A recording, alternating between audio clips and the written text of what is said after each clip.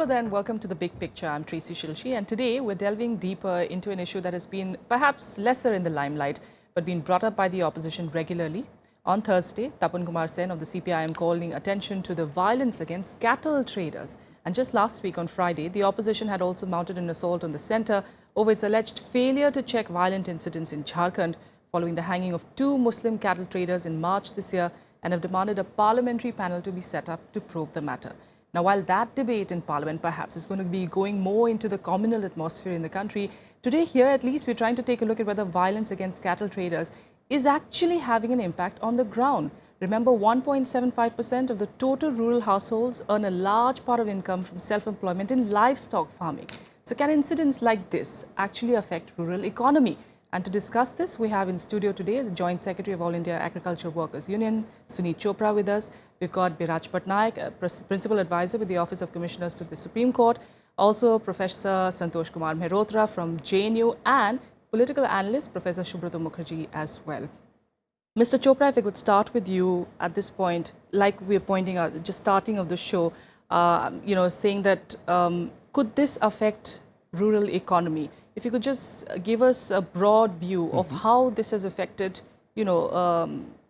people in the cattle, among the cattle traders. Is this causing some kind of tension or a worry? Well, it is causing very serious tension, and it's not only communal.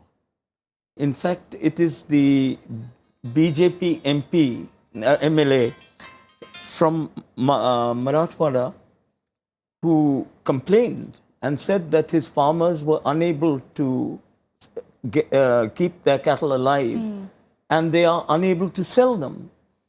There are stories from Marathwada and from Madhya Pradesh of people selling their daughters because they can't sell their cattle. And I think that's a disgraceful state of affairs. And this is not only Jharkhand. In fact, we have had the appalling murder in Dadri of an Air Force serving Air Force man's father on the excuse that they had beef in the house. Similar cases have taken place in Rajasthan. Similar cases have taken place all over the country. Maharashtra, Kerala as well. Yes. And it is appalling that humans are killed, and in the killed on the excuse that cattle are being killed. The second thing is that the man who came and made such a mess in Dadri and created communal trouble was in fact a beef exporter. He had a Muslim partner and he was a beef exporter to the Gulf. And India, in fact, beat Brazil in exporting beef. Yes. So if you can export beef, then what is wrong in eating beef in India? And it's appalling because it costs more than 400 rupees a day to keep old cattle alive. Yes. Who has the money? A 2-acre, 1-acre farmer does not have that kind of money. And it's the poorest who are raising cattle. So what we are doing is we are making life hell for the poorest of our people while we are exporting beef from big companies and making money out of it and going around like the famous Jain Vanaspati, which was actually selling beef lard in Vanaspati. So, I mean, if this is the kind of hypocrisy we are going to be part of, it will destroy the country. And talking of hypocrisy and irony, Biraj, being apart from the fact of whatever, Mr. Chopra has highlighted, the very fact that there's drought in almost more than half this country at this point of time, if you got to think about it, and no one's actually keeping a track on the livestock, on the cattle. There are hardly any numbers that are coming out of Maharashtra, Marathwada region for that matter, even in Bundelkhand. There are no any concrete numbers or a concrete survey that's actually being done. So if you talk about the irony of actually, trying to save your cattle, I mean, that theory is gone into thin air. But do you also agree that cattle trading in itself is, a sector that's definitely going to be seeing a lot of... Absolutely. There are, it's not just the consumers who are affected. They are, of course, the affected party. And it is not just about communalism. But if you look at it, India exported in 2011-12 about 33,000 crores worth of animal product. out of this 33,000 crores, almost 29,000 crores, a little more than 29,000 crores in fact, was contributed by beef, beef exports. Now, what does this mean? It means that if you squeeze this sector, you will effectively be taking out 29,000 crores out of the economy, of the rural economy. So Yes. that's the first part. Significant amount of this is going to get affected. Second, it is not just meat exports which are under stress. As you know, we have a very large artisanal class that depends on leather processing, so which is the poorest of the poor communities in India process the leathers. Now they are badly affected because they cannot get a legitimate supply of leather. Third, you have the leather manufacturing sector, which India has a very vibrant sector, which is getting affected. Fourth, it is the, if you look at the rural economy today, now it's not just the poorest who do a distress sale of cattle, but what normally happens is that livestock are a form of insurance. So if I'm a middle farmer and I have 5 cattle, and if there is a stress because of that, I will sell my cattle because that's something that I have invested in. Yes. And with that money, I invest that money to invest in the next year's crop. Now, if there is no market available for selling my cattle, because prices in Maharashtra have fallen by almost 65 to 70% for cattle rates, across Maharashtra. Now, when you are confronted with that situation, what essentially happens is that the already stressed economy of a drought-prone region gets further stressed. A cow or a buffalo needs about 70 to 80 liters of water a day. And the irony is that human beings there Yes.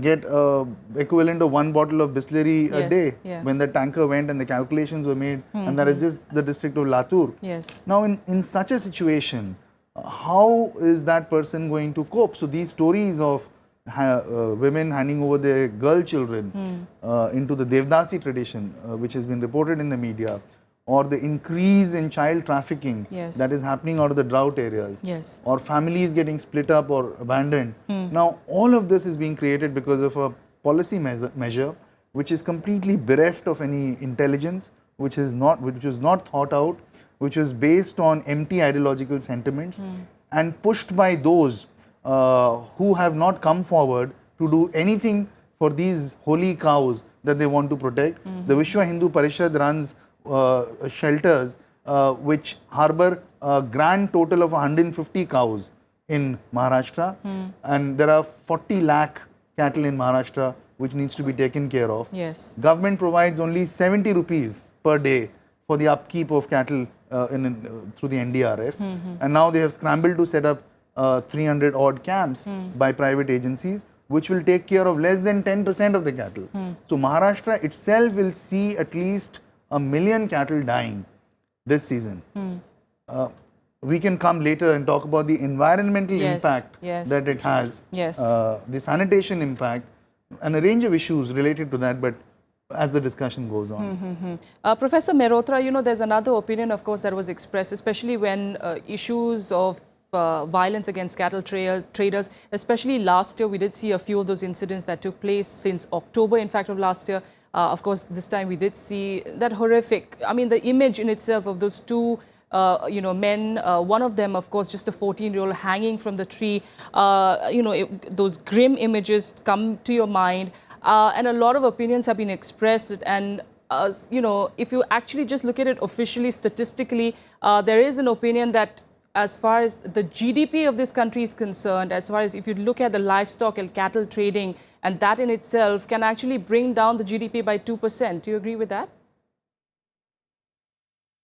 Well, that seems to be a bit excessive because the contribution of agriculture as a whole to GDP is only about 14 or 15%. Okay. So, if livestock production was to completely be annihilated, you might get to that 2% kind of figure. Okay. Because otherwise, I find that number excessive. But I think what goes to the heart of the matter is that the livelihoods of millions of people are dependent on this work. Because who trades in this? The trade happens only of cattle which are redundant.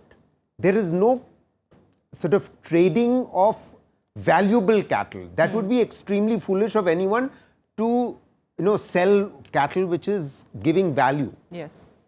So clearly, now this is point one. Point two is that unlike what was said by one of the speakers earlier, one needs to recognize that the number that the cattle actually is owned largely now by middle and large farmers. It's not even owned by the small and marginal farmers who own less than 2 acres of land.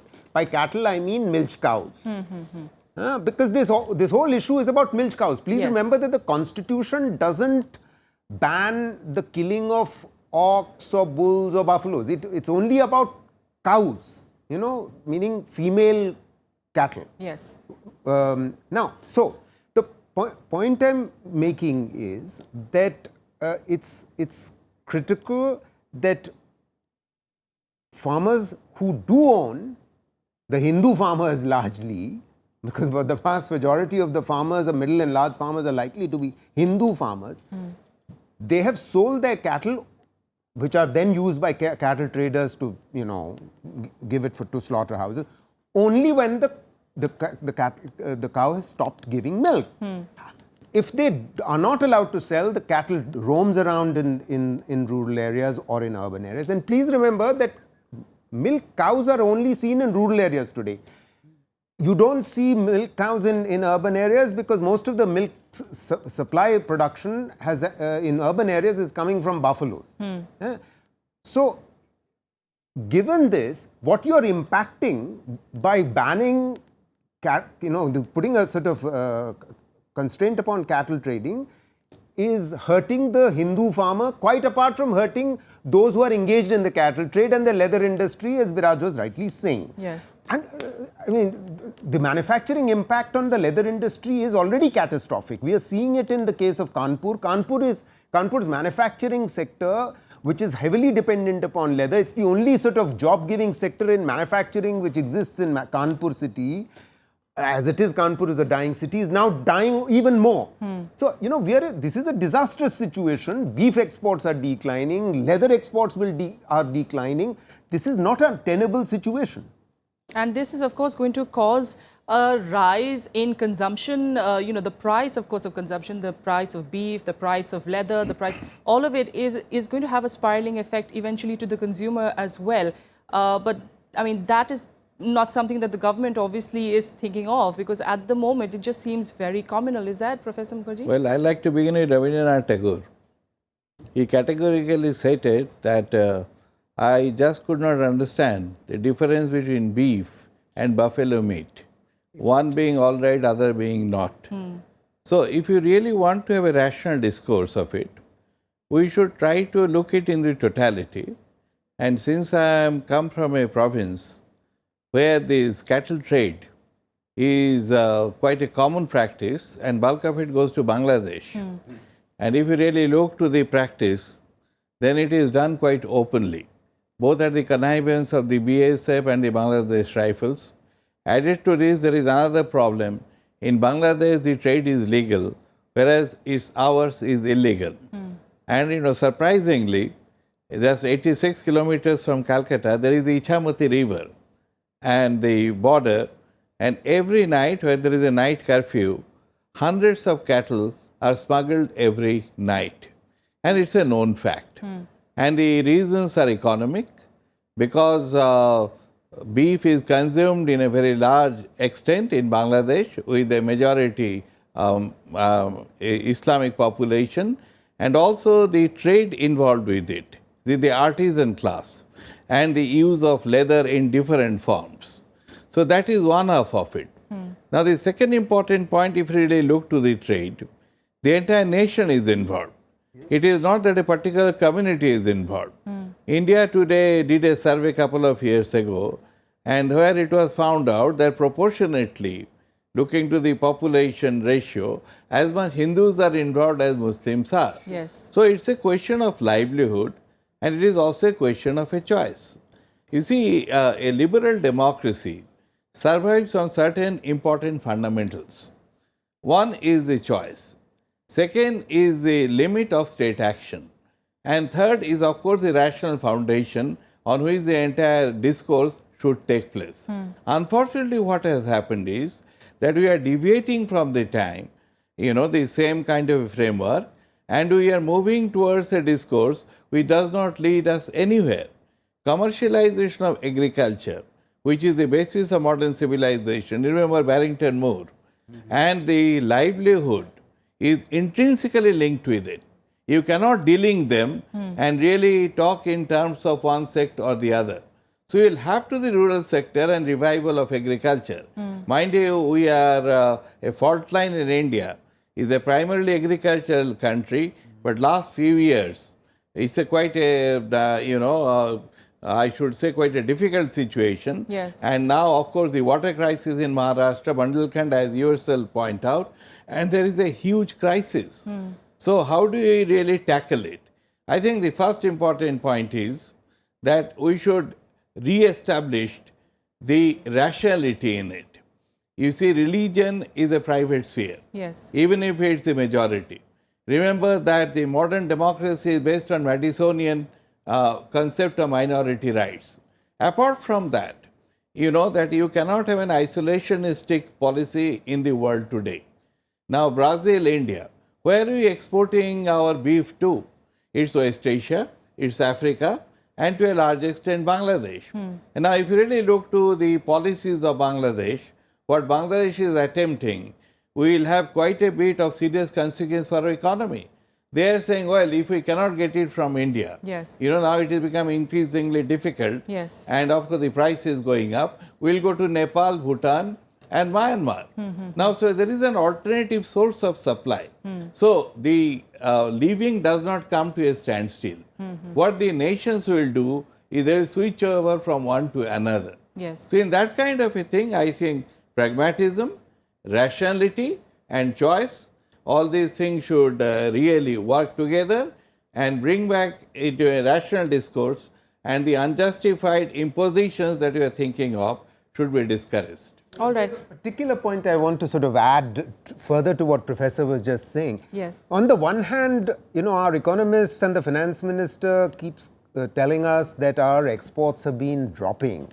For 10 months running, the exports have been dropping.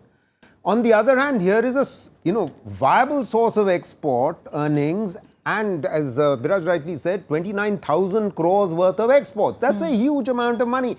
We are talking about something like $4 billion worth of exports. Yes. So, I mean, we will begin to lose on that. When we lose a market share, you then have very great difficulty in coming back. And there's one other point I want to make, which is this. Earlier this afternoon, I was watching this very debate took place for a whole hour in the Rajya Sabha. And one member of parliament actually told us that the number of milch cows in this country has been dropping. The facts are exactly the opposite. I want to give you the facts from the livelihood survey of the country. And the point is, this country has become, in the last 10 years, the largest producer of milk in the world. Yes. That's How right. does that happen? Can it happen merely on the basis of rising productivity? It's happening on the following basis.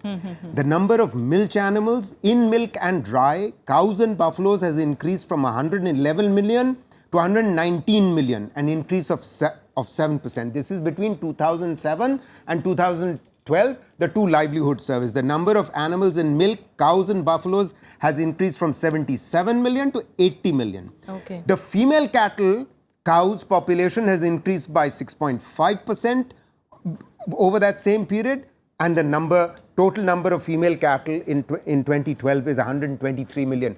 So, let's not spread inaccurate, false facts in order to make an argument.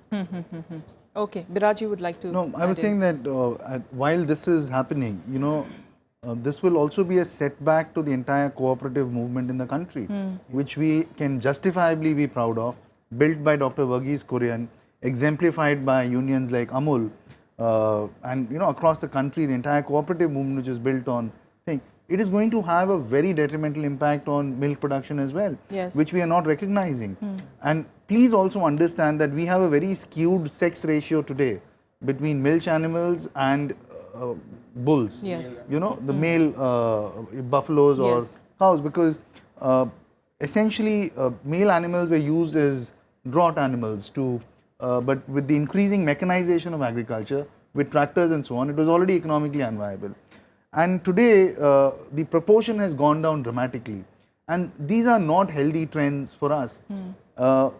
Even the cow shelters that some of these groups are proposing, they're saying we will keep only indigenous cows. You know, so there is a communalization not just between people, but But even for the cows. cows as well. That Yes. if it is a Jersey cow, Yes. we with the Vishwa Hindu Parishad will not keep it in their cow shelter because well, the Jersey cow is not our mother. Gai Yes. mata You know, nahi hai. and in a country today, well, let me tell you that if I had to get a purebred indigenous cow in India, I will have to import it from Brazil.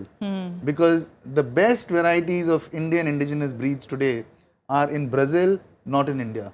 Simply because they were wise enough to recognize a long time ago, decades ago, Yes. and while we killed all, with all our devotion to cows, Yes. while we eliminated all our indigenous breeds, they took it there and they used that to become the biggest beef exporter in the world. So the enormous amount of contradictions in this policy Yes. that is emerging based entirely on communal lines, on religious lines. This is a classic example of how you can falter when your intent is not right. Yes. You can never have a, your politics can never be right. Absolutely. And yes, in fact, yeah, definitely. I just wanted to add yeah. one more thing, that all these facts are very important, but there is one factor which you had raised in the issue, that this was, cattle rustlers. Well, we have to understand that we've done this to our economy.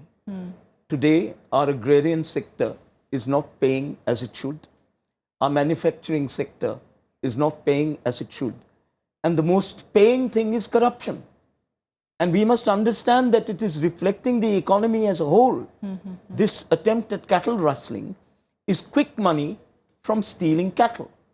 And in our country today, quick money by any means is your economy. And it's time we began to recognize how deep this rot has gone and to stop it.